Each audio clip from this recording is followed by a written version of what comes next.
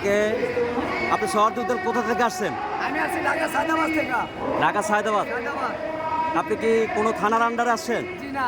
একা? কর্মজীবী, আমি খারাপ একা আসছেন? মানুষ। আপনি কি জামায়াত ইসলামের কোনো নেতা? না, আমি কর্মী? কোনো নেতা না। কর্মী? জি। আপনি আপনি এই সমাবেশের মাধ্যমে কি চাচ্ছেন সরকারের কাছে? আমি চাচ্ছি যে আমার এটা, আমি যেটা চাই যে আমাদের বাংলাদেশ আরো কন্ট্রোল হোক। এখন যে দুর্নীতি হচ্ছে এটা যেন আর না হয়।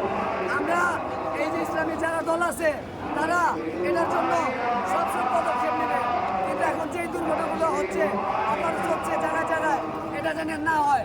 এটা সরকার মাথায় ঢুকিয়ে নিতে হবে। আপনি কি মনে করেন বাংলাদেশটাকে এখন কন্ট্রোল নেই? না, এখন বাংলাদেশ কন্ট্রোল নেই। অনেক কিছু হচ্ছে, এটা বাংলাদেশ দেখতে পারবে।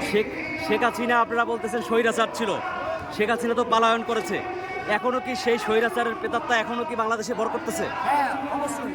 স্বৈরাচারের এখনো স্বৈরাচারের লোক কিছু আছে, তারা আত্মগোপন হয়ে আছে, তারা এগুলো করতেছে, কিন্তু তারা ধরে দিতে পারছে আমার কাছে না। যদি প্রশাসন হতো সবাই হেমলেট পরে থাকতো, প্রশাসন কমিশন একজন হেমলেট পরে থাকে, বাং- সবাই অত্যাচার করে। বাংলাদেশ জামায়াত ইসলামী ক্ষমতা আসলে কি এইগুলো বন্ধ হবে?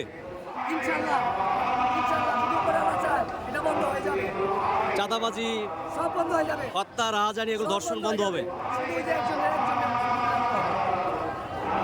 দীর্ঘ 54 বছর পরে এদেশে আপনারা পরিবর্তন চাচ্ছেন, কিন্তু সেই পরিবর্তন যদি জনগণ আপনাদের করে দেয়, সেই পরিবর্তনের ধারাবাহিকতায় আপনারা এই দেশটাকে একটা সুন্দর রাষ্ট্র গঠন করবেন, এটাই আপনাদের সকলের প্রত্যাশা। আমি একলা করবো না, আমাদের যত দৃষ্টিগুলো আছে